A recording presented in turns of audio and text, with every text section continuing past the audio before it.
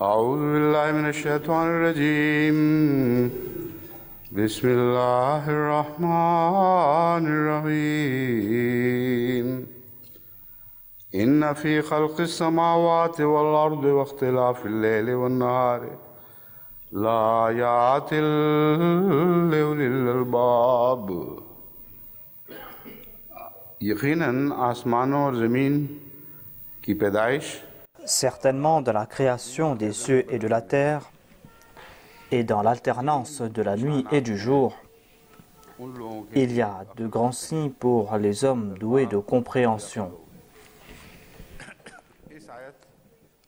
Ulil al-Bab signifie ceux qui sont doués de compréhension. Le sujet de ce verset a été répété ailleurs dans le Saint-Coran concernant l'alternance dans des conditions spécifiques. Mais ce verset a une relation avec le sujet que j'ai évoqué hier, c'est-à-dire qu'il y a une grande prophétie concernant le changement dans le temps. Et il y a un hadith de Bukhari que j'ai cité.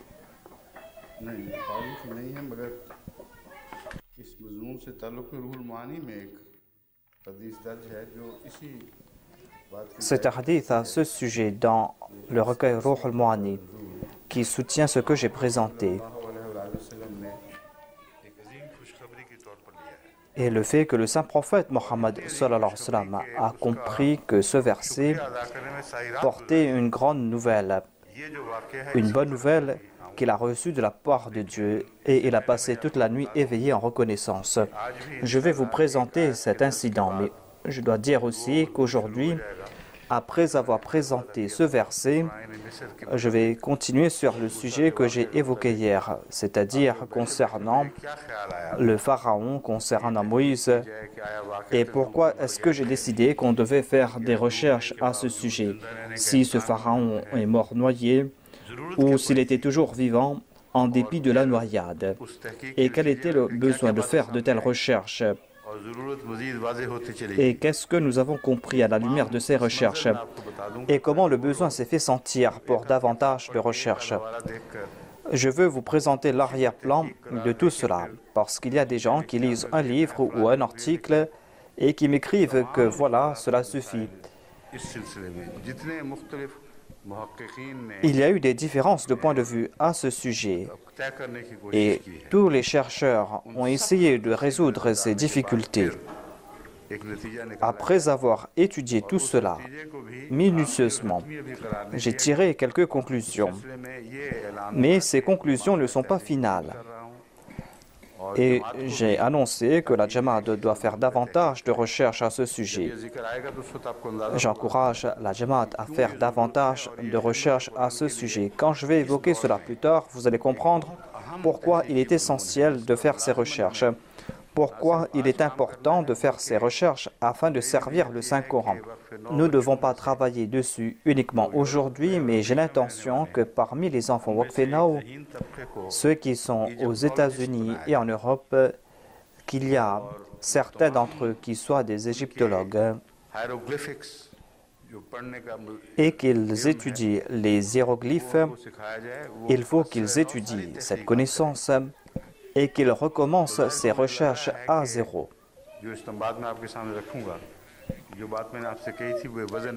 Il se peut que vous croyiez que ce que je vous ai présenté n'est pas soutenu par des arguments, mais tout cela a été soutenu par le Saint-Coran. Mais il est important de faire davantage de recherches. Quand je vais parler à ce propos, vous allez comprendre l'importance de ce sujet. Et je ne vais plus recevoir des lettres à ce sujet. C'est-à-dire que je ne vais pas recevoir des lettres inutiles à ce sujet. Seuls les gens qui ont une connaissance certaine à ce sujet vont écrire. C'est pas que les gens vont citer tel magazine et vont dire que j'ai contredit ce qui a été dit là-bas. Dans ce verset, il est dit « Inna fi khalqi samawati wal ardi wa ikhtilafi al-layli wan nahari la ayati li ulil albab »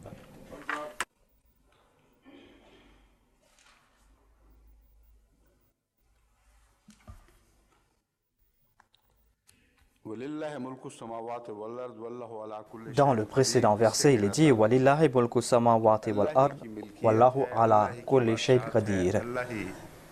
Il est dit que et c'est à Allah qu'appartient le royaume des cieux et de la terre, et Allah a le pouvoir de faire ce qu'il veut. Il est puissant sur toutes choses qui existent sur terre et dans les cieux. Ensuite, après ce verset, il est dit Inna fi khalqi samawati wal ard. Voilà la bonne nouvelle que j'ai évoquée. Ensuite, il est dit qu'au jour de la résurrection, il y aura cette décision. Tous vont mourir, mais cela pourrait rendre tristes les musulmans. Ils peuvent croire que est-ce qu'on va attendre aussi longtemps pour avoir la bonne nouvelle de la victoire finale, quand tout le monde va mourir sur terre? C'est à la fin, au jour de la résurrection, qu'on va prendre la décision. Quel visage allons-nous montrer à ces gens, ceux à qui nous avons présenté les bonnes nouvelles de ces grandes victoires? À savoir que certainement l'islam va remporter cette victoire. Ce deuxième sujet a été extrait ici. Il est dit que la décision finale sera prise au jour de la résurrection. Il y a deux choses qui ont été évoquées ici. Tout d'abord, il y a la récompense finale. Il est dit Yutawaffauna, c'est-à-dire que certainement vous serez récompensés ici-bas.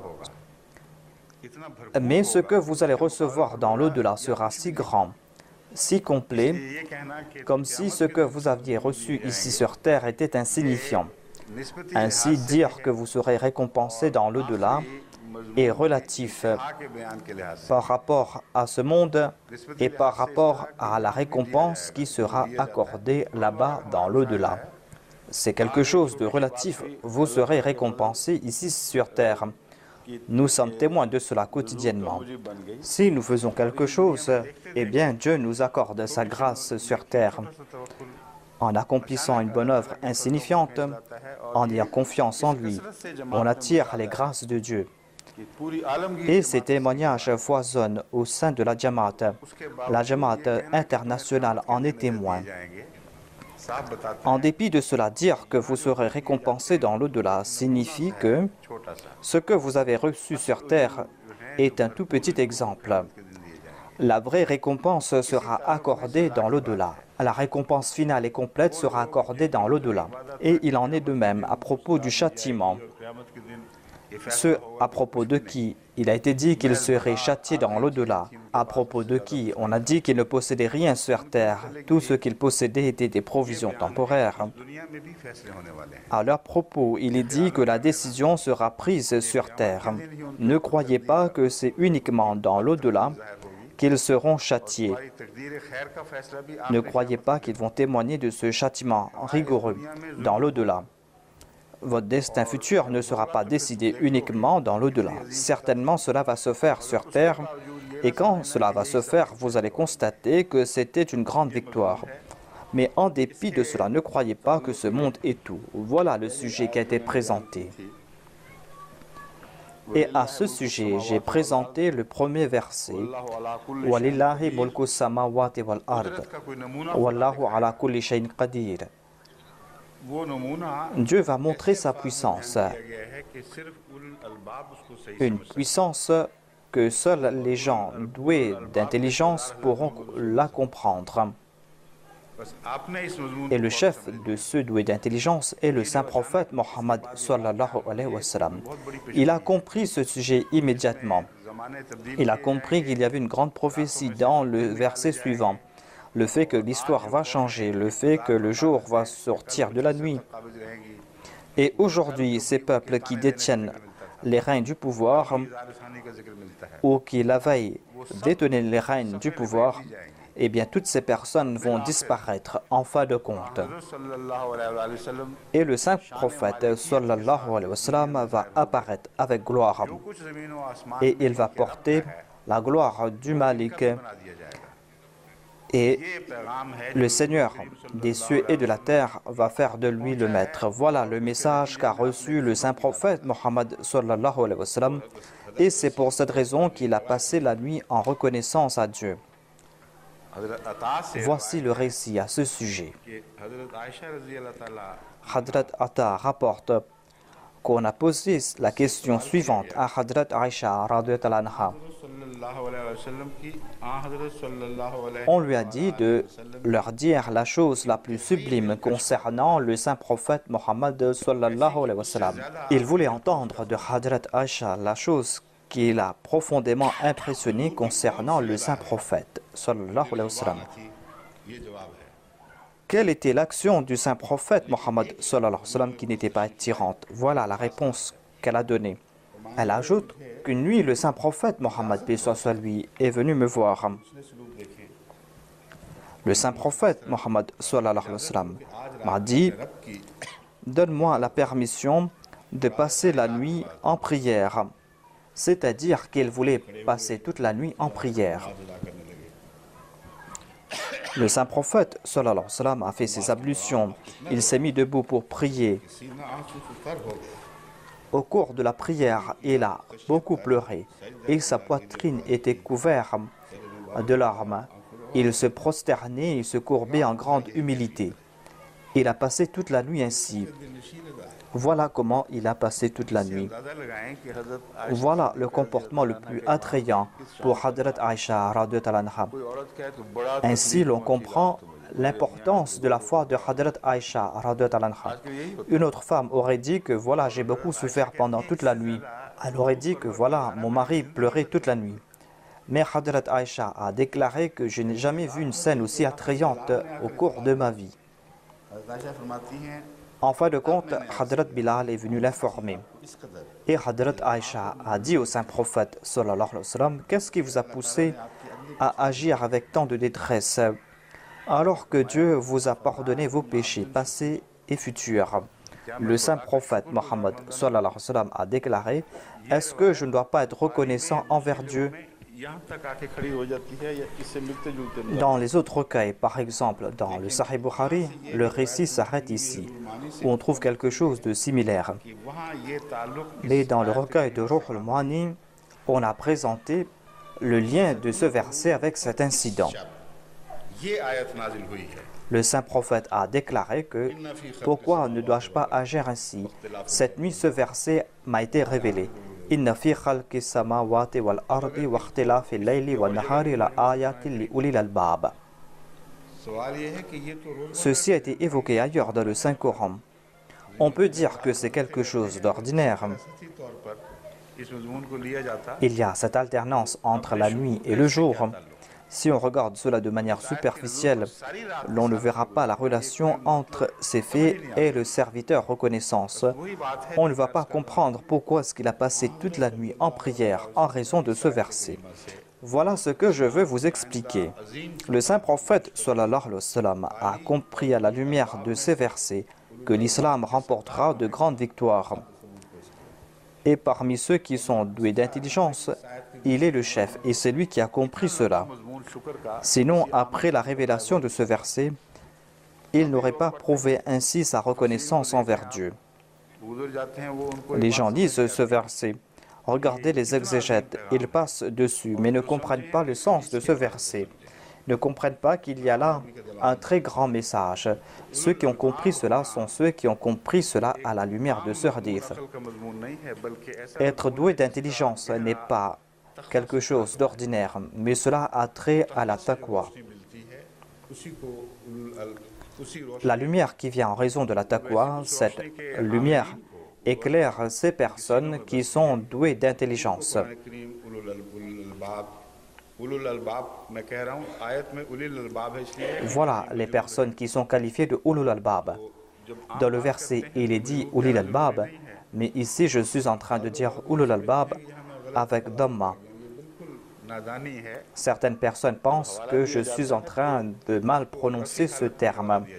Quand on cite un terme, on le fait au nominatif avec dhamma. Mais au cours de la récitation du verset, on va prononcer ce mot tel quel. हज़रत सल्लल्लाहु अलैहि Ainsi, le saint prophète était parmi ces personnes douées d'intelligence.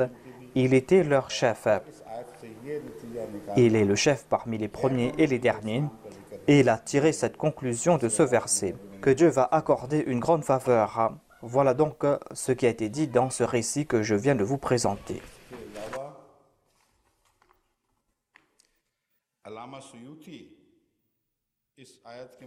À propos de ce verset, Allama Suyuti a cité un récit rapporté par Hadrat Ibn Abbas qui déclare que les Korachites sont partis voir les Juifs et leur ont demandé quels étaient les signes avec lesquels était apparu Moïse. Ils ont répondu avec le bâton et la main blanche. Ils sont partis voir les chrétiens et leur ont demandé avec quel signe était apparu Jésus-Christ. Ils ont répondu qu'il guérissait les lépreux et les aveugles et faisait revivre les morts. Ensuite, ils sont partis voir le saint prophète Mohammed sallallahu alayhi wa sallam, en disant « Priez pour nous pour que Dieu transforme le mont Safa en or ». Il a prié et c'est là que ce verset a été révélé. Inna fi khalqis samawati wal ard. Voyez donc ces histoires farfelues que l'on rapporte. Certes qu'Allah récompense ces exégètes parce qu'ils ont ramassé beaucoup de choses, mais qu'Allah pardonne aussi ces exégètes, car ils ont aussi amassé des histoires farfelues qui, au lieu d'expliquer les versets du Saint-Coran, les rendent plus obscurs. Leur affaire est entre les mains d'Allah. Nous devons les honorer. Ils ont rendu de grands services à l'islam. Mais on ne peut pas accepter tel quel chacun de leurs récits. On doit accepter uniquement ces récits qui sont en accord avec l'esprit du Saint-Coran et l'esprit du Saint-Prophète Mohammed sallallahu alayhi wa sallam. On ne peut pas faire place à de telles histoires farfelues concernant le but de la révélation de ces versets, que les Korachites sont partis voir les Juifs et les chrétiens. Ce sont des histoires qui ont été fabriquées de toutes pièces par une personne. Cela n'a pas été fabriqué par une personne douée d'intelligence en tout cas. S'il était parmi les Ulul Albab, il n'aurait pas fabriqué pareille histoire.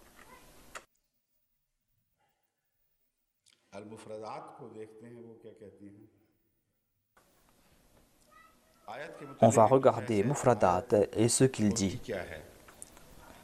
Il y a ce débat concernant le mot ayat. Ayat signifie un signe que l'on voit de très loin. Tout repère qui indique vers un but est qualifié de ayat.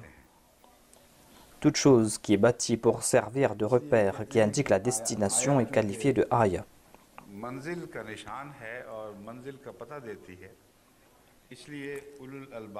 Aya indique la destination. C'est pour cette raison qu'il est dit à propos de ces personnes douées d'intelligence que lorsqu'elles réfléchissent sur la création et sur l'alternance de la nuit et du jour, eh bien, ces personnes ne s'arrêtent pas à ces objets, car ce ne sont là que des signes.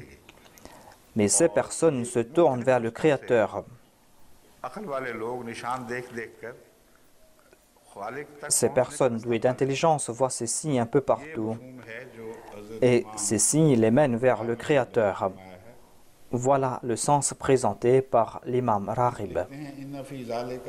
On cite un autre verset où il est dit « Inna fi dhalika la ayatin lil mu'minin ». Ici, aya signifie les choses que l'on a compris en usant de son intelligence. Ces mêmes signes changent à chaque niveau, dit-il.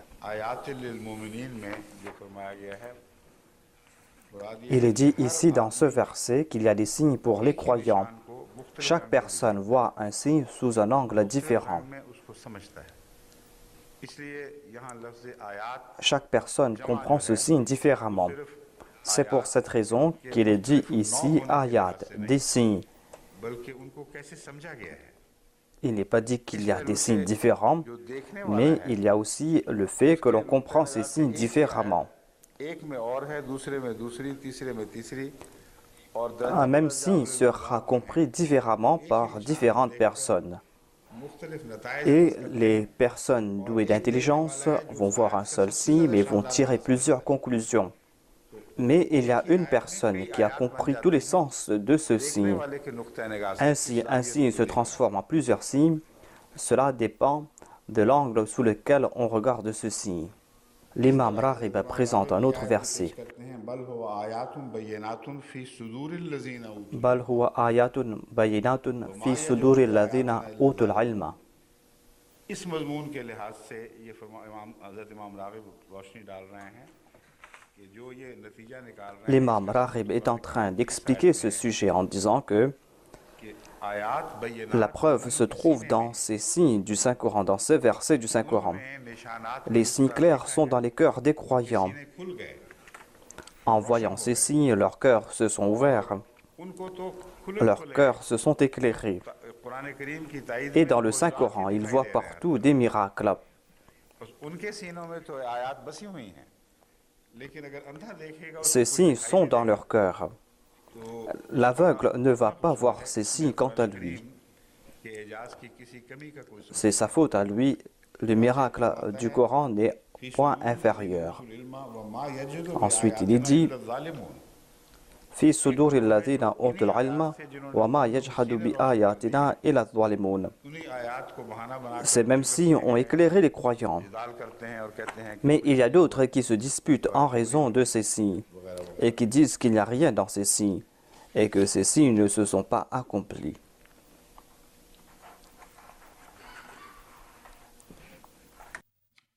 जो लफ्ज़ आयत है तो बहुत कसरत से कुरान करीम में इस्तेमाल हुआ है Le mot aya a été utilisé à foison dans le Saint-Coran.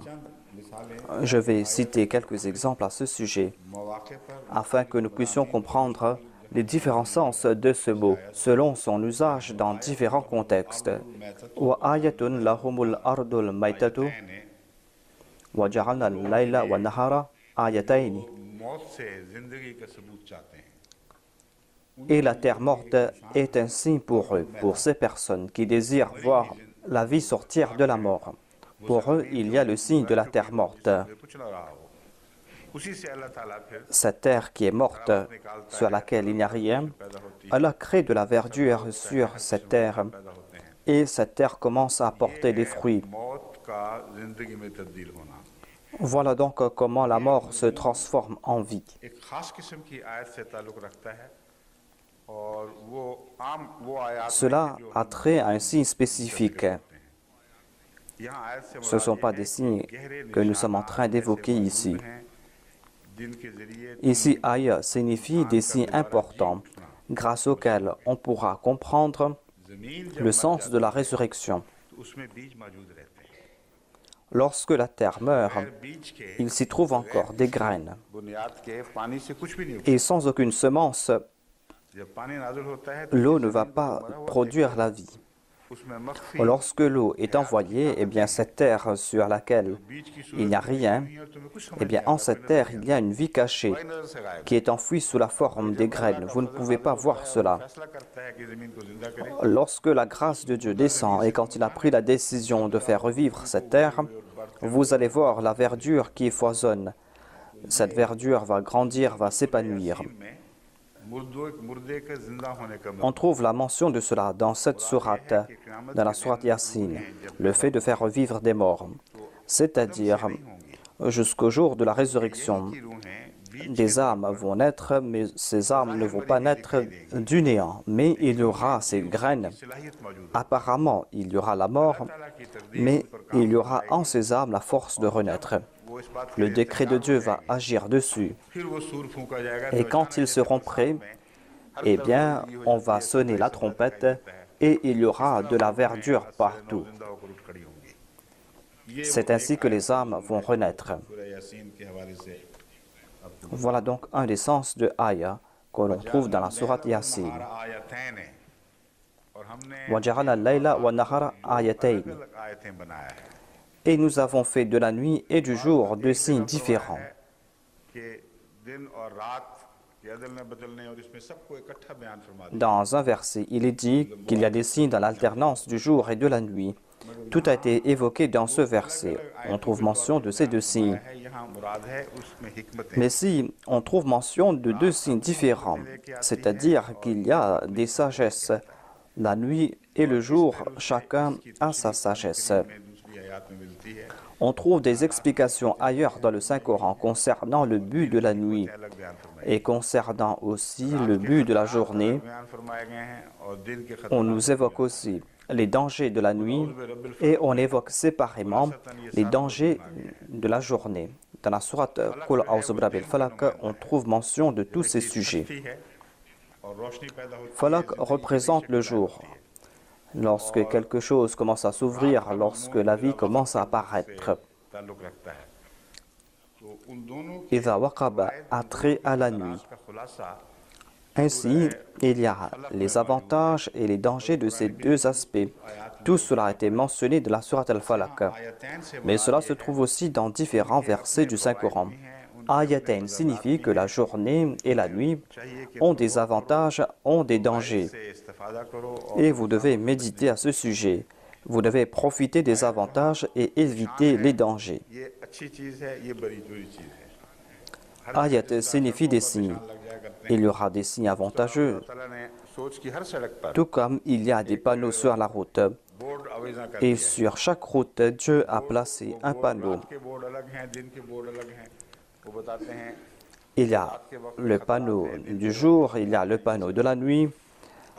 Ces panneaux vont indiquer les dangers du jour ou de la nuit, ainsi que la direction vers le progrès et la direction vers le déclin. À propos des lieux élevés, il est dit dans un autre verset,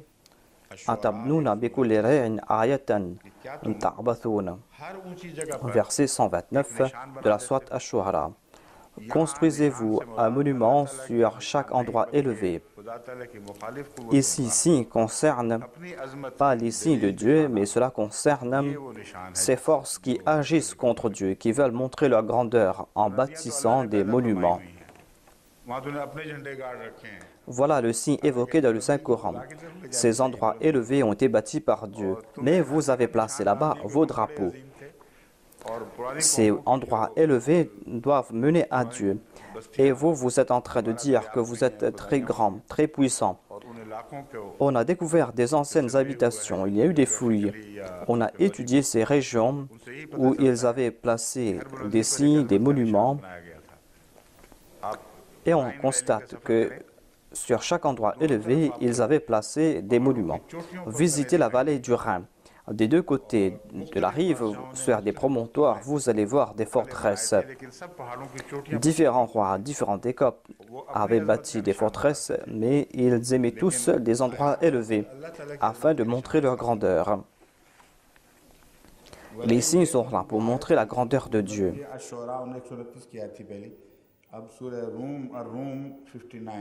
De la sourate Al-Rum, verset 59, il est dit Wala in ji'tahum bi ayatin la yaqulanna alladhina kafaru in antum illa mubtilun. Et en vérité, si tu leur apportes un signe,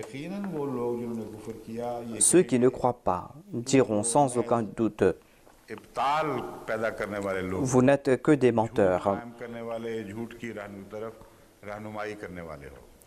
Vous êtes ceux qui sont en train d'inviter les gens vers le mensonge. وَالَّذِينَ كَفَرُوا وَكَذَّبُوا بِآيَاتِنَا أُولَٰئِكَ أَصْحَابُ النَّارِ. Quant à ceux qui n'ont pas cru, quant à ceux qui ont rejeté le signe, ici on trouve mention de ces signes qui mènent vers Dieu. Et cela concerne aussi les miracles. Ma nansakh min ayatin aw nunsiha na'ti bi khayrin minha aw mithliha. J'ai déjà parlé à propos de ce verset au cours d'un sermon. Selon moi, ici on ne trouve pas mention de l'abrogation d'un verset du Saint-Coran, mais on trouve mention d'une pratique de Dieu qui concerne la révélation des chariats et des changements dans les chariats qui ont été révélés. Allah déclare, lorsque nous abrogeons une charia ou une loi,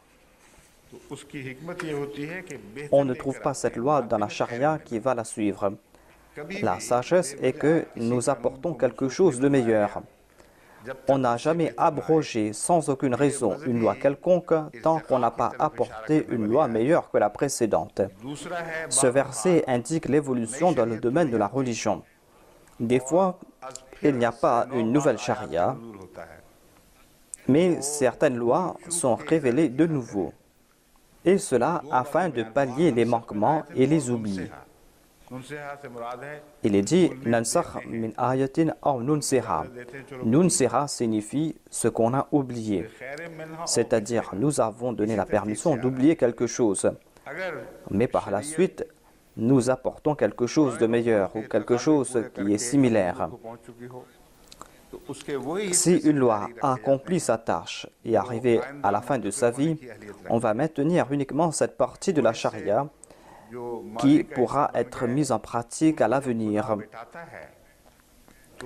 Et quand Dieu efface une partie de cette charia qui concerne le passé, Dieu ne reprend pas une faveur tant qu'il n'accorde pas une autre faveur meilleure que cela. Ainsi, lorsqu'il reprend une faveur, il accorde quelque chose de meilleur en retour. Il ne reprend pas un cadeau qu'il a accordé. Si vous avez donné une chaussure à quelqu'un et que cette chaussure s'est cassée, vous allez demander cette vieille chaussure à cette personne et vous allez l'offrir quelque chose de meilleur. C'est un signe de ces personnes qui sont nobles. Ce n'est pas un signe de ces personnes qui sont indignes, qui reprennent leurs cadeaux. Voilà donc la charia. Voilà donc comment agit Dieu. Il y a certains peuples qui ont oublié certains faits. Nous leur avons laissé oublier ces faits et nous leur avons accordé quelque chose en retour. Et si nous avons pris des paroles anciennes de certains peuples, certainement nous leur donnons quelque chose de meilleur en retour. Jamais une partie a été abrogée et qu'on ne leur a pas accordé quelque chose de meilleur en retour. Nunsiha concerne les prophètes qui ne sont pas porteurs de loi.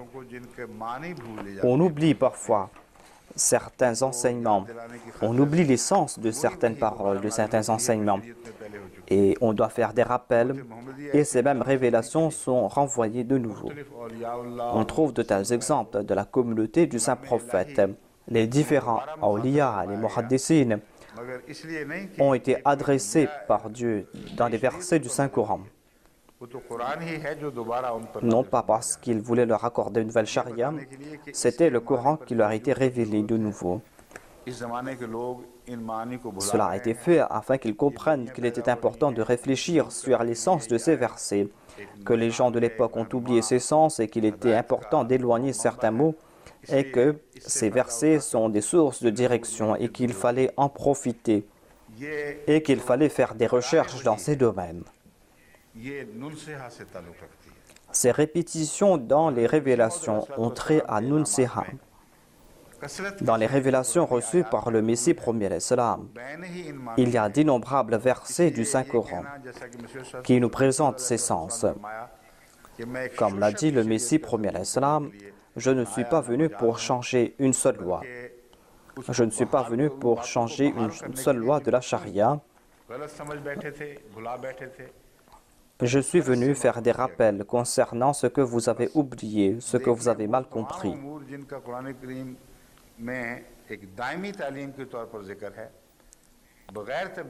Toutes ces choses qui ont été évoquées dans le Saint-Coran font partie de la loi permanente. Et cela a été révélé au Messie premier l'Islam pour faire comprendre que ces faits sont essentiels pour l'éducation morale et spirituelle de l'homme. Et que l'on doit réfléchir à ce sujet. Ensuite, il est dit ayatun bayinat, ayatun muhkamat.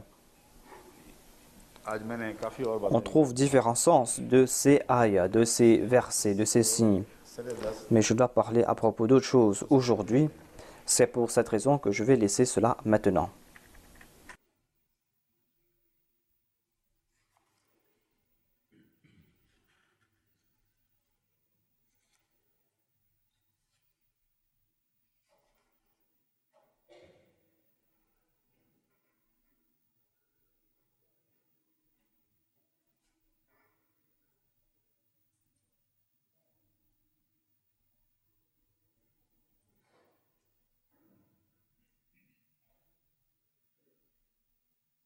वो बुखारी वाली रिवायत भी इसमें दर्ज है जो मैंने कहा था ना खल्क़ समावात वाली Il y a ce récit de Bukhari qui concerne le verset « Inna fi khalqis samawati wal ard ». Il y a ce récit rapporté par Hadrat Ibn Abbas. Il a déclaré que le saint prophète Mohammed sallallahu alayhi wa sallam a récité ce verset et a regardé le ciel. Il a dit qu'une fois, j'ai passé la nuit chez ma tante Maïmouna et le saint prophète a parlé avec son épouse. Vers la fin de la nuit, il s'est levé.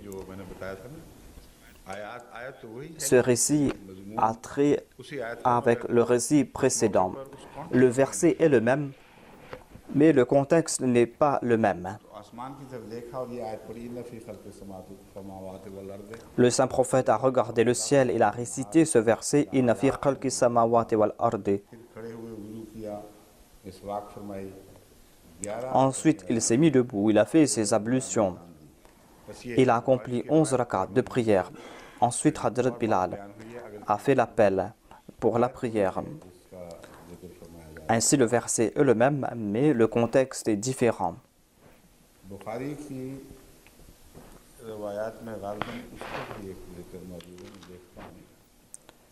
Il y a un autre récit de Bukhari.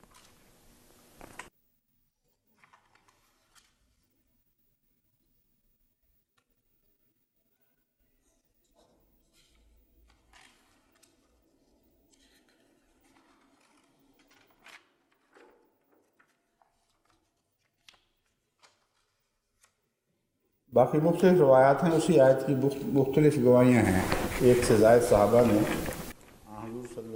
Il y a différents témoignages concernant ce même verset. Plusieurs compagnons du saint prophète sallallahu alayhi wa sallam ont entendu le saint prophète réciter ce même verset lorsqu'il regardait le ciel étoilé, lorsqu'il était tout en extase.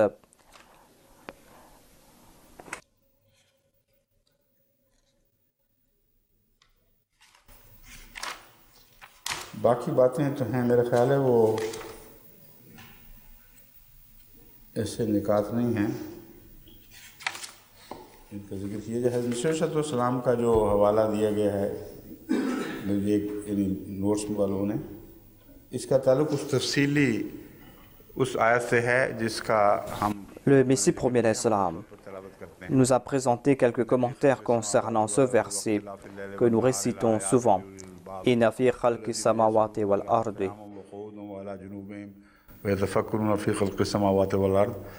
ये हवाला उस आयत से ताल्लुक़ रखता है। ये जो आयत इस वक्त ज़ेर नज़र है इससे इस हवाले का ताल्लुक़ नहीं, इसलिए मैं इसको छोड़ रहा हूँ यहाँ।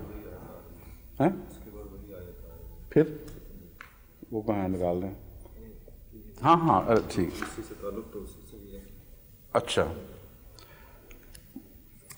उस वो आयत तो है, ये इसमें कोई शक नहीं, लेकिन इस आयत को उस सारे मज़मून से जुदा करके c'est le même verset, mais le saint prophète a séparé ou a présenté ce verset séparément.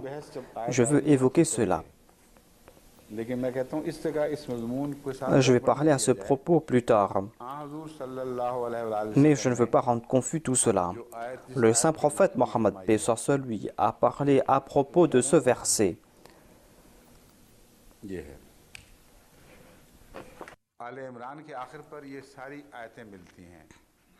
Tous ces versets sont mentionnés à la fin de la sourate Al-Imran.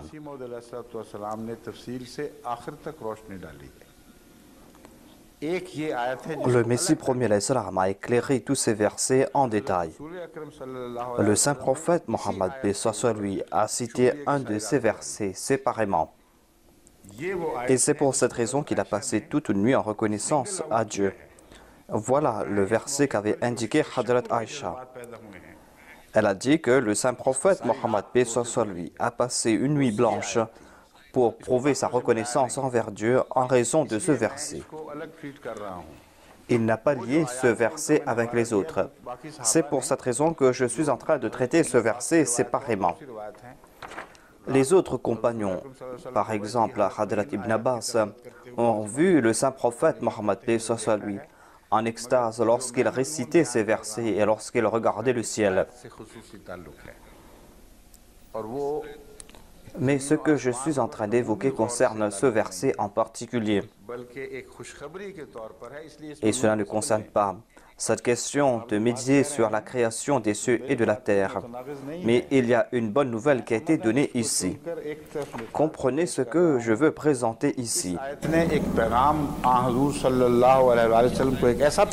Dans ce verset, le saint prophète Mohammed a reçu un message qui n'a pas de lien avec le message qui vient après. Mais dans ce contexte, il y a une bonne nouvelle concernant la victoire de l'islam. Et c'est pour cette raison qu'il a prouvé sa reconnaissance envers Dieu. Il a récité ces versets, il a médité sur la création des cieux et de la terre. Il y a d'innombrables récits à ce sujet. Et je vais citer cela plus tard.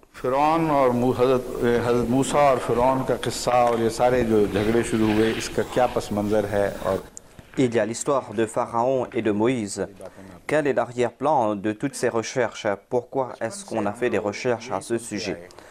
Voilà ce que je veux vous présenter. Depuis notre enfance, nous avons entendu parler de cela, à savoir qu'on a découvert le cadavre de ce Pharaon qui a affronté Moïse et qui a échoué en fin de compte. Et nous avons accepté ce fait comme une vérité indéniable. Et le monde entier a accepté que c'est lui le Pharaon. Et c'est ce que nous présentons aux non-musulmans aussi. Mais quand je suis venu ici, je me suis dit que maintenant la communauté aura des contacts avec d'innombrables non-musulmans. Ces histoires racontées durant notre enfance ne vont pas suffire lorsqu'on va discuter avec les non-musulmans, lorsqu'ils vont présenter leurs preuves. Est-ce que nous aurons des arguments auprès de nous afin de répondre aux arguments des autres, afin de lancer des défis, afin de leur dire que les prophéties du Saint-Coran se sont réalisées?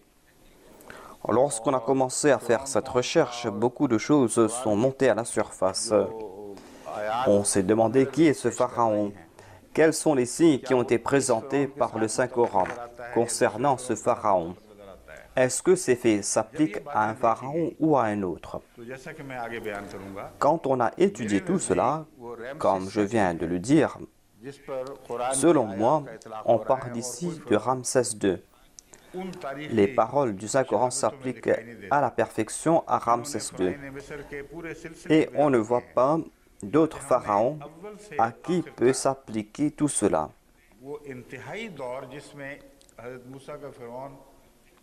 Ainsi, nous avons pris toute la période de l'histoire de Moïse, depuis la période la plus proche jusqu'à la période la plus éloignée. Nous avons étudié cette période et nous avons analysé les recherches faites par les non-musulmans. Nous n'avons pas pris la décision en nous basant sur un seul livre. Nous avons étudié toutes les encyclopédies à ce sujet. Nous avons aussi étudié tous les autres ouvrages qui ont présenté ces faits. On a présenté leurs résultats. Il y a toute la liste de ces recherches. Et il y a une personne en particulier qui a fait ces recherches, à savoir Saleha Safi. J'avais confié des tâches à plusieurs personnes. Nos équipes de recherche sont éparpillées un peu partout dans le monde. Il n'y a pas uniquement des gens qui viennent me rencontrer et à qui je donne des directives directement. Certains sont aux États-Unis, d'autres sont au Pakistan.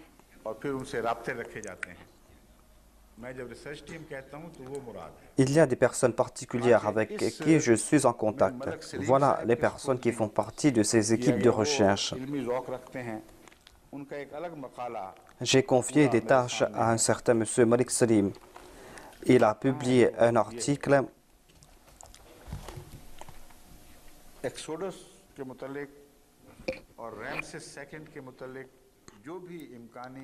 et il a présenté toutes les possibilités concernant l'Exode et concernant Ramsès II.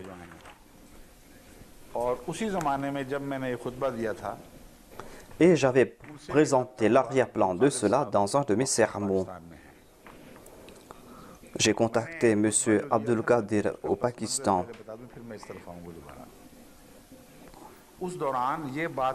Je vais présenter l'arrière-plan de ce sermon. Au cours de cette période, l'on a compris que Ramsès II est celui à qui s'applique l'histoire et les faits présentés par le Saint-Coran. Aucun autre pharaon ne tombe dans cette catégorie. Si cela est vrai, eh bien, selon certains, Ramsès est décédé à l'âge de 95 ans ou à l'âge de 100 ans et sa momie ainsi que tous ces vestiges archéologiques prouvent ce fait, à savoir que Ramsès II n'est pas mort noyé. Car en tout cas, il n'a pas fait cette poursuite contre Moïse à l'âge de 100 ans. Quand vous allez étudier ces faits historiques, lorsqu'on va étudier la date de la naissance de Moïse, vous allez comprendre que Ramsès II est mort de mort naturelle et qu'il n'est pas mort noyé. C'était là un très grand défi. J'ai cette certitude parfaite et j'aurai toujours cette certitude et je n'aurai pas de doute que le Coran dit la vérité et que tout autre est mensonge. Certains mollahs pensent que peut-être que j'ai eu des doutes à propos du Coran et que peut-être que le Coran a commis une erreur. Ils pensent que c'est pour cette raison que j'ai commencé à faire ces recherches. C'est là une sottise de la part de ces personnes. C'est une manque de confiance. Et ils n'ont même pas confiance en moi que je peux être fidèle envers le Coran.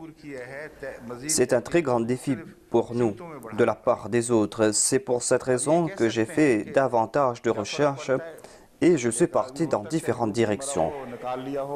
On peut se dire que il se peut que cette personne a été retrouvée noyée et qu'on n'ait pas informé les gens à ce sujet.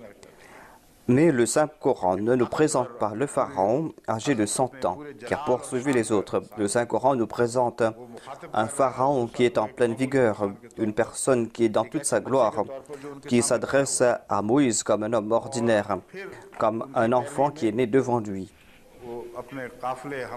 Ensuite, il est parti à la tête de ce détachement, à la poursuite de Moïse.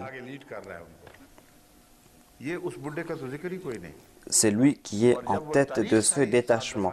On ne trouve pas mention ici d'un vieillard. Et lorsque nous allons étudier ce pharaon ainsi que ses vestiges, vous allez constater que il n'est pas noyé. Soit que nous devons chercher ce pharaon qui s'est noyé, et même s'il a été prouvé qu'il ne s'est pas noyé, que ce soit en accord avec ce que dit le Saint-Coran. Dire que le Coran dit la vérité et ne pas pouvoir présenter une seule preuve, mais accepter des paroles qui sont contraires à la gloire du Saint-Coran. Si vous considérez cela comme de la fidélité, eh bien pour moi, c'est une grave erreur. Le signe doit être brillant. Certaines personnes disent que le Saint-Coran a déclaré que certaines personnes vont rejeter ce signe. Mais Allah déclare que les signes apparaissent, les gens voient ces signes, mais les rejettent. Nous ne pouvons pas dire à propos de l'éclipse du soleil et de la lune que ces gens ont rejeté l'existence même de ces signes. En fait, ces gens ne peuvent pas rejeter l'existence de ce signe. Ils sont en train de rejeter la conclusion que l'on en tire. Ils ne disent pas que le signe n'est pas apparu. Au contraire, ils voient le signe mais tirent des mauvaises conclusions. Il y a eu la prophétie concernant l'éclipse du soleil et de la lune. Les journaux en ont fait mention. Tous les journaux sont en accord avec ce sujet, c'est-à-dire qu'au cours du Ramadan, au cours de ces dates, il y a eu les éclipses du soleil et de la lune. On ne présente pas d'excuses que cela n'a pas eu lieu. S'il en est ainsi, alors ces signes sont douteux, ces signes ne sont pas apparus. En tout cas, ces signes apparaissent avec toute leur gloire. Il n'y a pas de doute quant à l'apparition de ces signes. Ceux qui rejettent ces signes sont enveloppés dans les voiles. Ces gens ne peuvent pas rejeter ces signes. Ainsi, le Saint-Coran nous présente ceci comme un très grand signe. Si nous leur répondons que vos recherches sont fausses, il en est ainsi jusqu'à un certain point. Mais le Coran dit la vérité et ce pharaon qu'on a découvert Il y a parmi eux ce pharaon. On pourrait accepter cela si on fait des recherches complètes à propos de tous ces pharaons, si on fait des recherches concernant leur période, concernant leur histoire, si on étudie les dates et si l'on prouve que voilà le pharaon de l'époque de Moïse évoqué par le Coran. Et si l'on prouve aussi que voilà les erreurs commises par la Bible, c'est-à-dire qu'il y a des erreurs qui ont été attribuées par la Bible, des erreurs commises par les scribes. Ainsi, mon attention s'est tournée vers cette question, à savoir qu'il y a cette histoire de la noyade, de la mort par la noyade. Est-ce qu'il n'y a pas d'autres possibilités? La Bible a déclaré qu'il est mort noyé. La Bible a aussi déclaré que toutes ces personnes qui poursuivaient Moïse, qui étaient en compagnie de Pharaon, tous sont morts noyés. Il n'y avait personne pour retourner pour leur raconter l'histoire. Ainsi, quelques jours après, lorsqu'ils ont reçu la nouvelle, les gens se sont réunis. On a commencé à chercher les cadavres. Et il est très difficile, en tout cas, de trouver des cadavres dans une mer, comparé à un delta.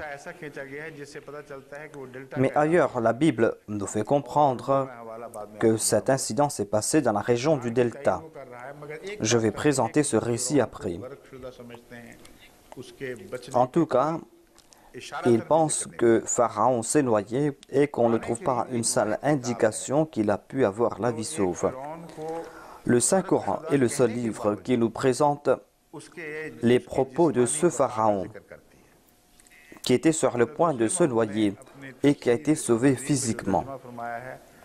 Et Hadrat Muslim Maud, dans son Tafsir et Saghir, a utilisé le terme le salut physique, c'est-à-dire qu'il a été sauvé physiquement. Et il n'a pas dit que son cadavre a été préservé. Le Muslim Maud a dit que son corps sera préservé.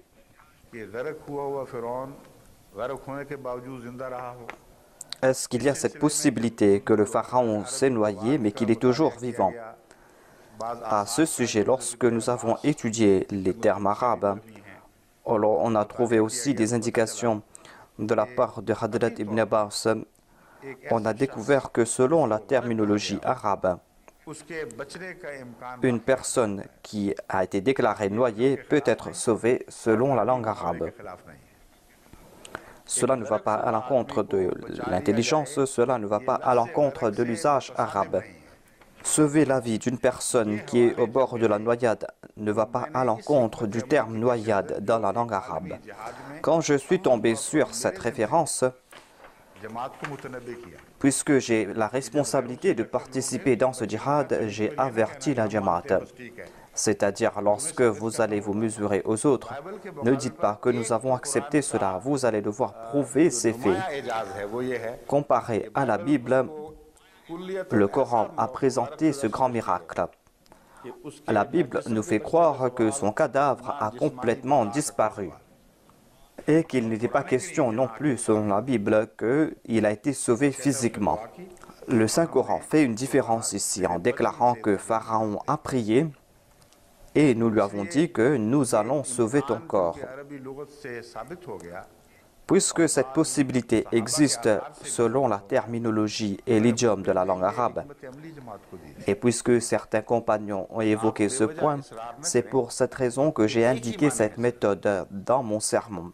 J'ai dit que vous ne devez pas insister sur un seul sens. Il y a aussi un autre sens. Et nous devons présenter ce miracle. Et ce miracle va leur rendre bouche bée.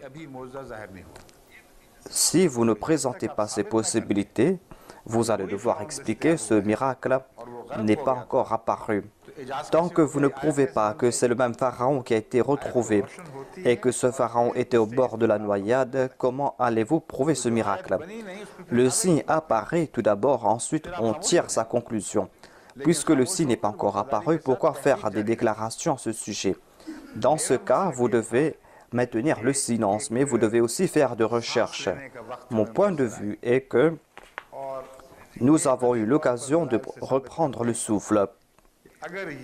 Il a été prouvé que ce pharaon qui s'était affronté à Moïse ne s'était pas noyé au cours d'une noyade. Eh bien, même dans ce cas, cela ne va pas affecter le moindrement les signes du Saint-Coran. Car le Saint-Coran prouve clairement cette possibilité, à savoir que ce pharaon s'était noyé et qu'ensuite qu'il a eu la vie sauve, mais qu'il était dénué de spiritualité. Il était vivant physiquement, mais il était dénué de spiritualité. Voilà donc le résumé de ce sujet dans mon sermon. Cheikh Abdul Qadir a présenté une référence que je n'avais pas lue auparavant. Elle a déclaré que dans le Talmud, on trouve ce même sujet. On a commencé à écrire le Talmud avant le saint prophète Mohammed lui et même jusqu'à après le saint prophète. Et jusqu'à présent, on est en train d'écrire le Talmud. Et c'est une référence qui date d'après le saint prophète Mohammed lui. Car dans aucun autre livre, on ne trouve une indication pareille. À savoir qu'on a découvert le cadavre de ce pharaon qui s'était mesuré à Moïse. On ne trouve pas mention de ces momies qui ont été préservées. M. Bukai, qui a écrit son livre « La Bible, le Coran et la science », a écrit à ce sujet en détail. J'ai lu chaque page de son livre, mais il y a aussi des failles dans ses recherches. Certes, il est en train de soutenir le Saint-Coran, mais son soutien ne nous aide pas. Car même s'il est en train de résoudre certains problèmes, il nous présente davantage. Mais il déclare que sans nul doute, avant cette déclaration du Saint-Coran, dans le monde entier, il n'y avait jamais un seul écrit ou un seul fait historique qui indiquait moindrement que la momie de ce pharaon de l'époque de Moïse a été préservée. Le fait que sa momie soit enfouie sous la terre et que sa momie soit préservée prouve la grandeur du Saint-Coran, certes. Il déclare que cela suffit pour prouver la grandeur du Saint-Coran. Même si on n'a pas trouvé ce pharaon, eh bien, sa déclaration du Saint-Coran, à savoir que sa momie a été préservée et qu'on a découvert les momies de ces pharaons, cette seule déclaration en soi est un grand miracle. Mais si on a prouvé ce miracle, il est important de prouver l'autre miracle. Et certainement, nous devons faire des recherches dans le Saint-Coran concernant ce pharaon.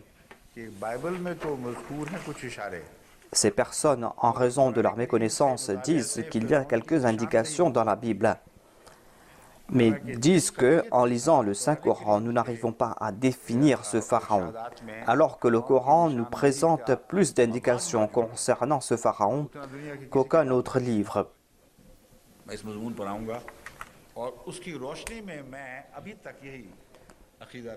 Je vais présenter ce sujet et j'ai cette foi que ce pharaon, c'est Ramsès II. Tous les autres faits présentés par les autres ne sont que des histoires. Mais en dépit de cela, nous devons garder l'esprit ouvert. J'invite les chercheurs en leur disant que si on accepte cela comme Ramsès, à la lumière des conclusions que j'ai tirées et des références du Talmud, eh bien, nous allons devoir accepter ce fait. Si vous rejetez ce point de vue, eh bien, vous allez devoir faire ces recherches. Vous allez devoir présenter ce pharaon.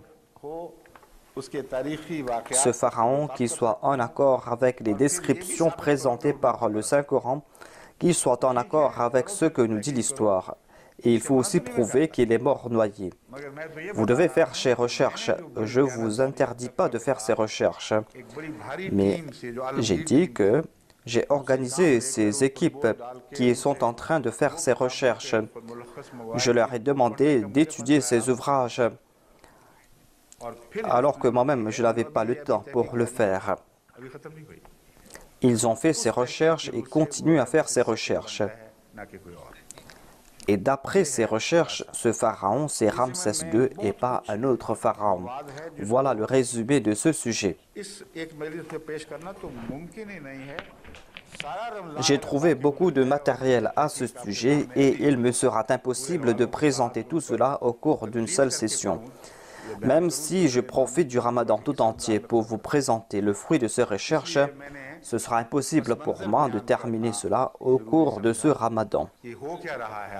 C'est pour cette raison que j'ai présenté cette introduction, afin que vous puissiez comprendre ce qui se passe. Les Ahmadis doivent se demander pourquoi faire de telles recherches, pourquoi sommes-nous en train de faire sortir ce cadavre. Voilà ce que nous demande le Saint-Coran, à savoir que nous devons accomplir cette tâche que les autres ont décidé d'accomplir. Compléter cette tâche et tirer la vraie conclusion, afin que cette conclusion soit évidente comme le soleil et la lune, afin que ce signe apparaisse tel quel, afin qu'il n'y ait point l'ombre d'un doute à ce sujet. Voilà le but de cette recherche. Ainsi, il ne suffit pas de lire quelques livres. Certaines personnes pensent que je suis en train de dire des choses contre des vérités établies. On a étudié tous ces ouvrages qui concernent ce sujet. Nous avons étudié presque tous les ouvrages concernant ce sujet. Notre équipe de recherche a fait ses recherches un peu partout dans le monde. Mais j'ai trouvé un livre qui a présenté ses arguments et qui a tiré cette conclusion. Il n'est pas essentiel non plus que l'on soit d'accord avec cette conclusion. Si cette conclusion apparaît logique, eh bien, on peut accepter ces faits. Cet ouvrage a été écrit par un grand érudit.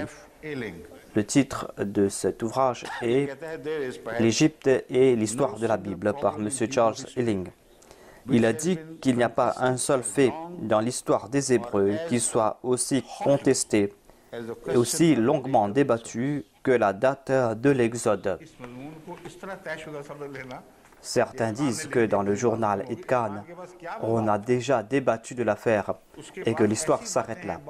Mais quel est le matériel présenté là-bas? Il y a des faits présentés à propos du saint prophète sallallahu alayhi wa sallam que nous ne pouvons pas accepter. Certains mollahs disent qu'on a écrit ceci ou cela. Vous devez faire des recherches. Ces personnes qui sont des experts ont passé toute leur vie à faire ces recherches. Ils ont appris ces langues.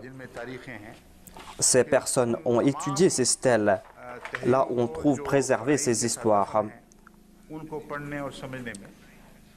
Et pour faire comprendre tout ce qui a été enfoui, ils ont étudié tout cela. On ne peut pas rejeter ces faits en disant que ce sont des mensonges qu'ils ont colportés. Certes, nous pouvons ne pas être d'accord avec leurs conclusions, mais nous devons avoir devant nous leurs recherches. Il est important de former des équipes de recherche parmi les Ahmadis, même si cela prend 50 ans. Nous ne devons pas abandonner cela. Si ce n'est pas aujourd'hui, eh bien demain nous allons faire des recherches et nous allons accomplir cette tâche en faveur du Saint-Coran. Dans cet ouvrage, il est dit qu'il n'y a pas un seul fait dans l'histoire des Hébreux qui soit aussi contesté longuement et qui soit aussi débattu que la date de l'Exode. À la fin, il dit que nous allons étudier les positions de tout un chacun à ce sujet. Des recherches faites par des chercheurs du XXe siècle. Et nous allons vous présenter leurs arguments logiques concernant la date la plus éloignée. Il y a la date la plus éloignée, il y a la date du milieu et la date la plus rapprochée. Voilà les trois possibilités autour desquelles tourne cette question. Ainsi, nous ne pouvons pas dire que les recherches ont été terminées à ce sujet et que l'on a tiré la conclusion finale. on a présenté des possibilités concernant le pharaon de l'époque de Moïse. Et les chercheurs ont étendu ces recherches sur une période de 200 à 300 ans. Certains chercheurs ont tiré leurs conclusions de la Bible et ont accepté la Bible comme juge. Et pour cela, ils se basent sur la date de la construction du temple de Salomon. Ils disent que nous savons l'année de la construction de ce temple. Ensuite, ils essaient de connaître la date de l'époque du prophète Joseph. Et ils essayent de trouver d'autres références de la Bible où l'on trouve mention de Moïse. Et ils essayent de trouver la date de l'avènement de Moïse. C'est ainsi qu'ils ont fait ces comptes. Mais ils se basent sur des versets bibliques et présentent ainsi leur estimation.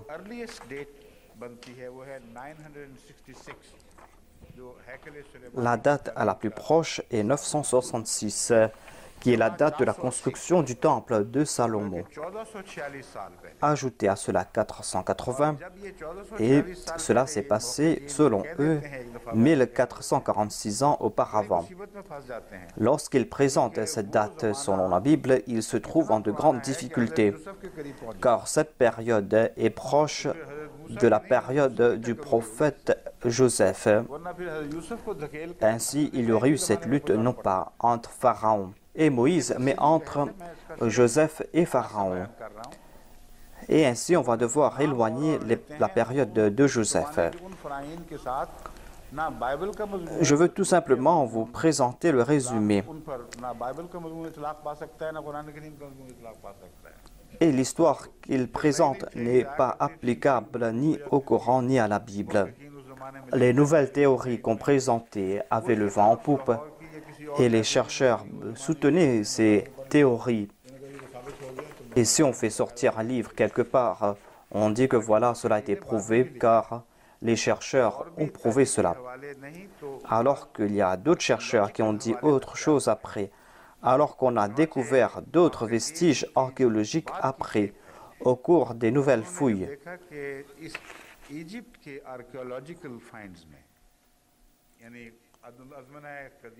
Au cours de ces fouilles archéologiques, lorsqu'ils ont étudié ces vestiges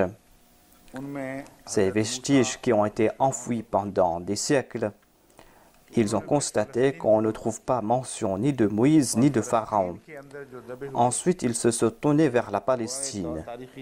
Ils ont fait des recherches là-bas et ils se sont rapprochés de cette période. Et ils ont pu se rapprocher de cette période et ils ont prouvé que cet incident ou cette période concerne l'an 1290 jusqu'à l'an 1300.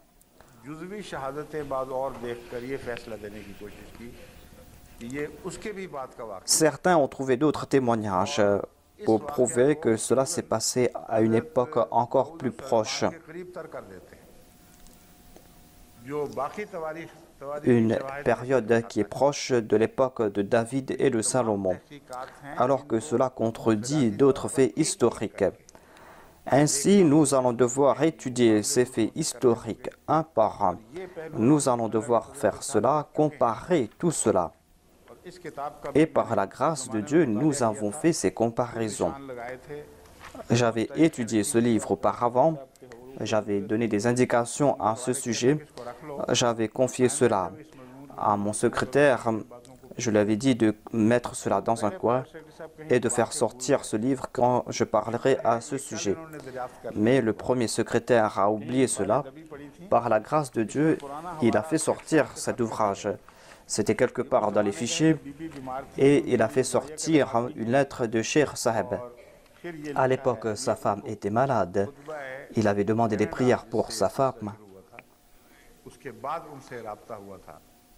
Cela concernait les sermons que j'ai commencé à prononcer au Canada.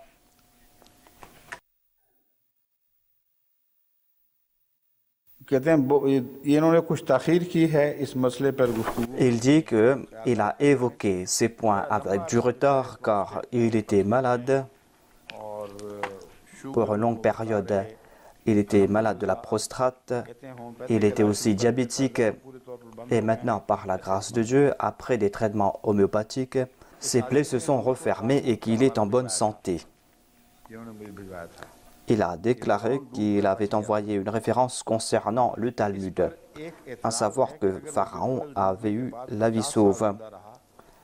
Il a déclaré que s'il était resté en vie 50 ans après la noyade, eh bien sa vie était un signe. Mais le Saint-Coran nous fait comprendre qu'il est un signe pour ceux qui vont venir après. Alors qu'il n'a pas compris, il est dit « Liman khalfaka aya ». Il est un signe pour ceux qui vont venir tout juste après lui. Et il sera un signe aussi pour les générations futures. Khalfaka signifie que ce peuple qu'il a laissé derrière lui va voir que ses déclarations sont fausses et qu'il est un cadavre spirituel.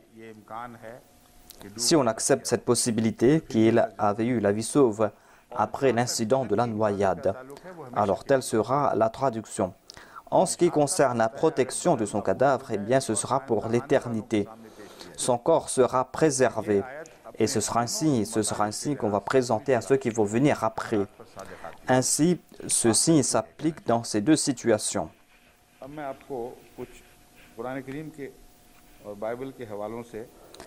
Maintenant, je veux vous présenter quelques récits de la Bible et du Coran qui s'appliquent à ce sujet.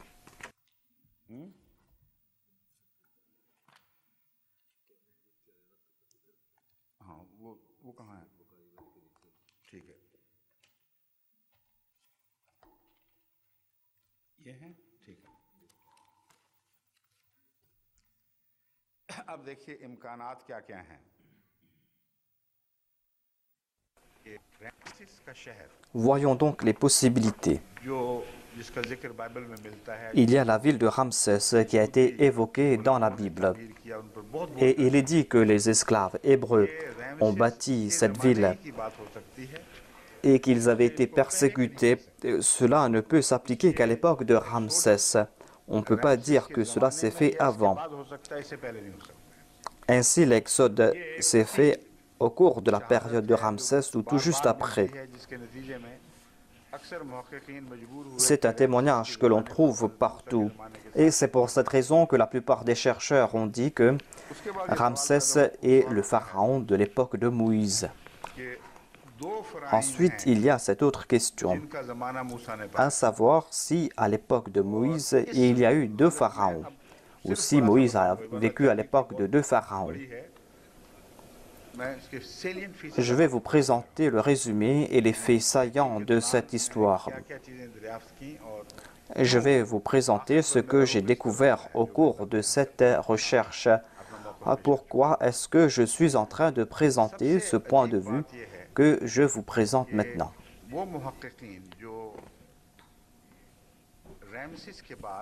Il y a certains chercheurs qui présentent le pharaon de l'époque de Moïse comme Ménéptah, le fils de Ramsès. Mais ces chercheurs ont oublié certains faits. Ou peut-être que ces chercheurs n'ont pas compris ce point, à savoir que c'est quelque chose d'impossible. Dans ce cas, l'on va prouver que le Coran ne dit pas la vérité et que la Bible dit la vérité. Alors que l'on a prouvé que toutes les déclarations bibliques sont fausses, tirer la conclusion que cette seule déclaration biblique est vraie et rejeter le Saint-Coran est quelque chose d'impossible pour nous. Je vais vous présenter les témoignages à ce sujet. On doit étudier l'époque de Séthi, le père de Ramsès. Il a régné pendant 10 à 11 ans. Si on dit que cet incident s'est passé à l'époque de Séthi, eh bien, il y aura de nombreuses difficultés. Tout d'abord,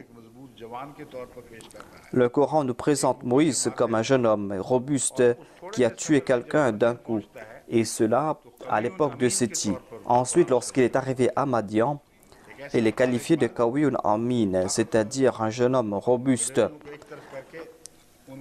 quelqu'un qui a atteint l'âge adulte et qui a repoussé des bergers et qui a aidé des femmes. Cela ne peut s'appliquer à un enfant de 12 à 10 ans, car il n'est pas né le même jour que Séti est monté sur le trône. Certainement, Séti a régné pendant quelques années avant de passer plusieurs lois, et c'est là que Moïse est né. Et ces gens ne peuvent pas s'arrêter à l'époque de Ramsès. Ceux qui insistent que Ramsès est mort noyé ne peuvent accepter ces faits, car ils doivent passer l'époque de Ramsès, alors que Ramsès a régné 67 ans. Et Moïse aurait dû disparaître pendant 67 ans avant de retourner. Ainsi, il aurait dû retourner à l'époque du fils de Ramsès. On doit faire naître Moïse à l'époque de Ramsès et de retourner en Égypte après la mort de Ramsès et à l'époque de son fils Méneptah. Mais cela est impossible. Cela va à l'encontre des déclarations du Saint-Coran. En lisant les versets du Saint-Coran, l'on va comprendre ce sujet et l'on va aussi comprendre d'autres témoignages qui ont été cités ailleurs. Là où il y a des contradictions avec la Bible, je vais vous expliquer pourquoi cela n'est pas acceptable. Tout d'abord, pourquoi accepter qu'il y a eu 2 pharaons ou qu'il est important d'avoir 2 pharaons? Pourquoi dire qu'il y a eu le pharaon de la naissance de Moïse et qu'il y a eu le pharaon de l'époque de l'affrontement? Pourquoi se mettre en difficulté? Pourquoi dire qu'il doit certainement y avoir 2 pharaons? La raison est une seule déclaration biblique et cela a mis en difficulté les chercheurs musulmans et non musulmans. Et cette déclaration biblique est tout à fait erronée. Ce n'est pas la parole de Dieu, mais c'est la parole d'un homme. C'est une estimation présentée par une personne. Cette personne s'est dit que quand Moïse est retourné en Égypte, eh bien, certainement le premier pharaon était mort. Sinon, il n'aurait pas pu faire face à ce danger. Et c'est pour cette raison que j'ai dit qu'il se peut qu'après la mort d'un pharaon, on change aussi certaines lois. C'est pour cette raison qu'il est retourné. Mais je ne savais pas quand était mort ce pharaon. Tout d'abord, je vais vous présenter les versets du Saint-Coran et je vais ouvrir ce sujet davantage. Bismillahirrahmanirrahim. Toi, Sin Mim. Je suis celui qui est pur. Je suis celui qui entend très bien, qui est très savant. Voilà donc le sens de Toasin Mim, selon le Muslim Maoud. Il est pur, il entend très bien. Et il est très savant. Tilka ayatul kitabul mubin. Ce sont les versets du livre manifeste. Dans ce livre, vous allez voir la solution de toutes les difficultés. Voilà donc les versets qui vont éclairer ce sujet. Natlu alayka bin naba'i Musa wa fir'auna bil haqq liqawmin yu'minun. Nous te récitons une partie de l'histoire réelle de Moïse et de Pharaon, et cela pour le bien d'un peuple qui croit, afin de renforcer la foi de ceux qui croient, pour que ce sera un avantage pour eux. Ainsi, si vous voulez renforcer votre foi, eh bien, vous allez devoir lire ces versets. Ces versets sont là pour renforcer les croyants et leur foi. En vérité, Pharaon se comporta avec arrogance sur la terre. Et il divisa ses habitants en groupes. Il divisa les habitants de son pays en groupes divers.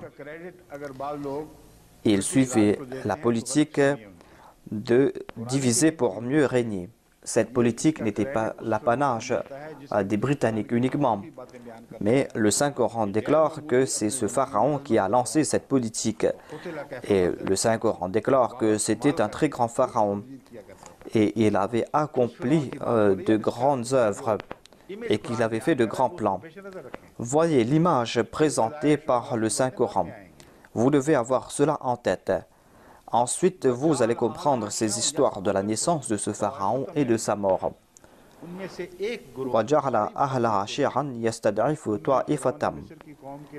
Et il chercha à affaiblir un groupe d'entre eux.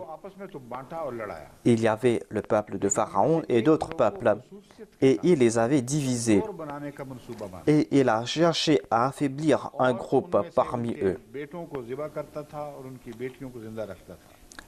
Et il a tué leurs fils et il a épargné leurs femmes. Le Muslim Maud a commenté à ce sujet. Il a déclaré que on peut prendre cela au pied de la lettre, c'est-à-dire qu'il avait fait tuer les fils de ces personnes. C'est pour cette raison que Dieu a décrété que les fils des Égyptiens vont mourir. Mais ce débat est corollaire. On peut expliquer le terme yastad'ifu, c'est-à-dire si vous voulez affaiblir un peuple, vous devez détruire leur qualité virile et ne leur accorder aucun soutien. Affaiblissez ce peuple, rendez-les exsangues. Ici, on ne s'attaque pas aux femmes, mais ici, il y a un concept de la féminité. C'est-à-dire que vous devez faire prosterner ce peuple devant un peuple qui est plus puissant.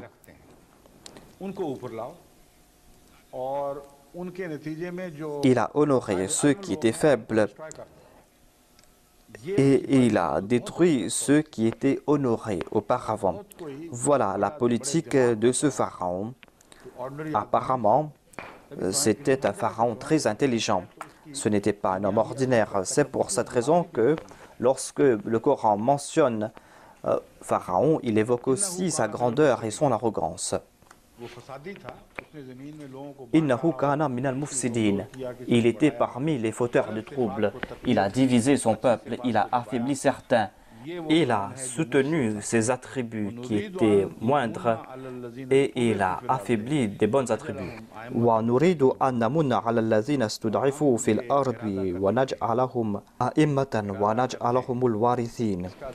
Et nous avons désiré accorder notre grâce à ceux qui étaient considérés comme faibles. Nourido concerne aussi le passé et le futur. Allah n'a pas déclaré Arada, mais il a déclaré nous avons désiré. Nous avons l'intention d'accorder notre grâce à ceux qui étaient considérés comme faibles sur la terre.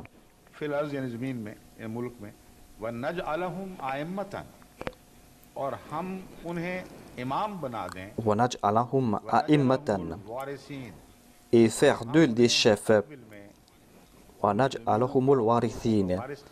et de les rendre héritiers de nos grâces alors qu'ils étaient considérés comme faibles. Cela nous fait comprendre que cette décision n'a pas été prise d'un seul coup. Dieu, en résultat des persécutions de Pharaon, a accordé cette grâce au peuple d'Israël, aux Hébreux. Et cela devait s'accomplir par la suite. C'est pour cette raison que tout cela a été mentionné au futur. Cela a débuté avec le passé en disant que Pharaon se comporta avec arrogance. Mais Dieu a soutenu les Hébreux et cela va continuer au futur. C'est pour cette raison que le Saint-Coran évoque un fait qui concerne le futur et c'est pour cette raison qu'il a utilisé le temps modari'a. Ensuite, il est dit « Nous avons décidé de les établir sur la terre. » ونري فرعون وهامان وجنودهما منهم ما كانوا يحذرون. Et montrer à Pharaon, qu'on a mentionné auparavant, à montrer à Pharaon, à Haman et à leurs armées cela même qu'ils redoutaient.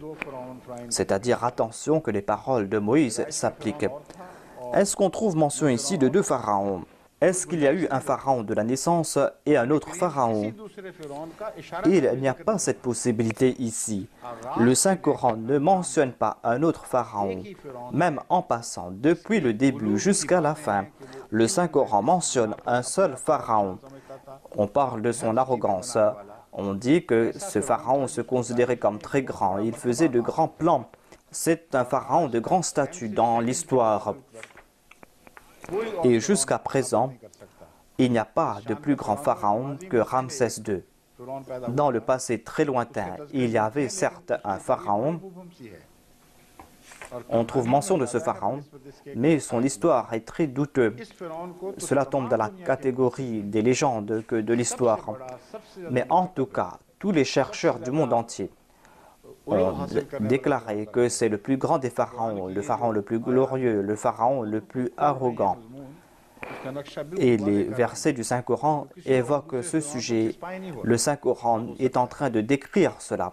Et cela ne peut s'appliquer à un autre pharaon.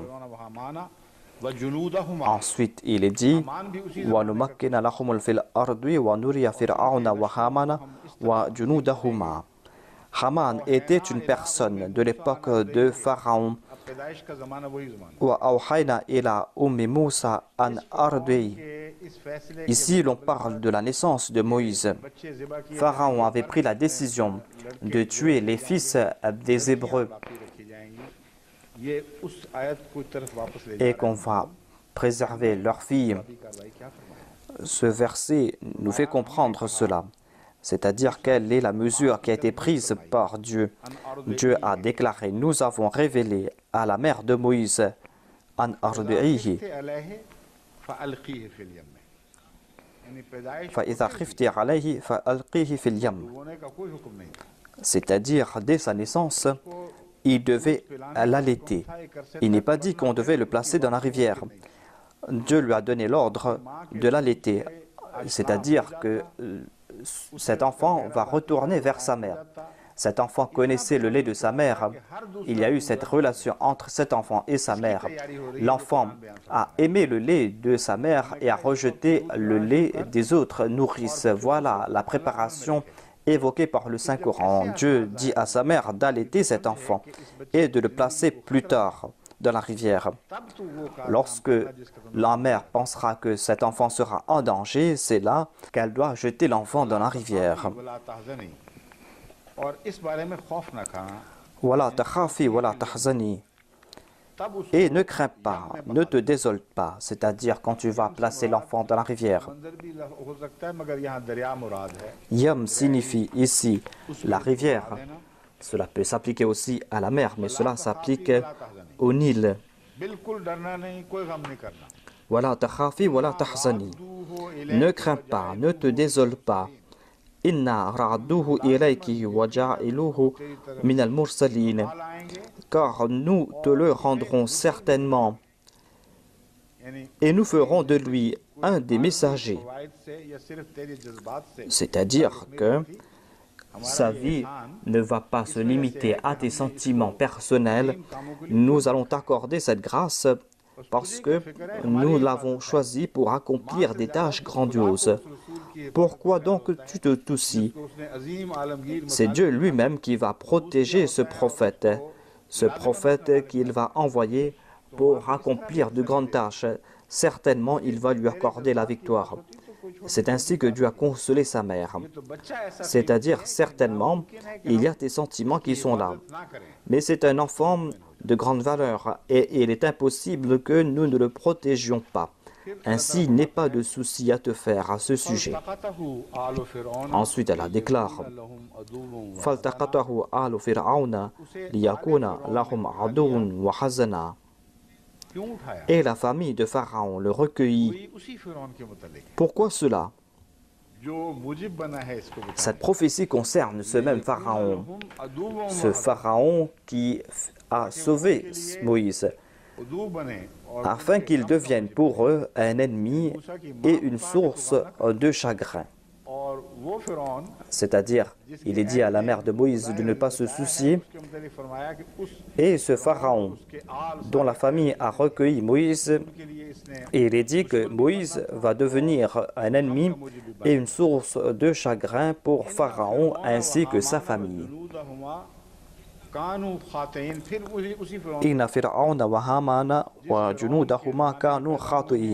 On trouve encore une fois mention de ce pharaon. Moïse est né à l'époque de ce pharaon. Dieu a décrété cela à l'époque de ce pharaon. On parle d'un seul pharaon. Et il est dit qu'ils étaient des pécheurs. C'est pour cette raison qu'ils ont été châtiés. On parle de ce même pharaon.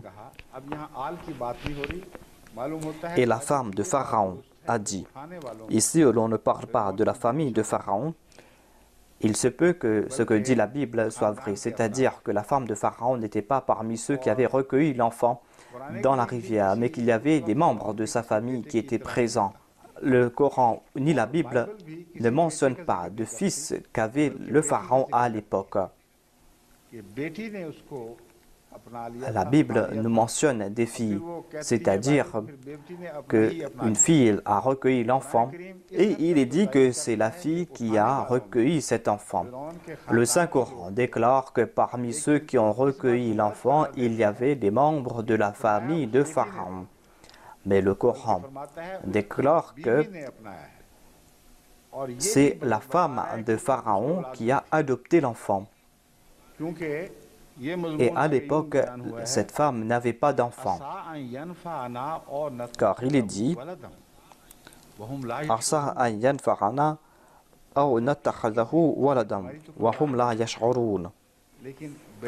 c'est-à-dire, nous n'avons pas d'enfant.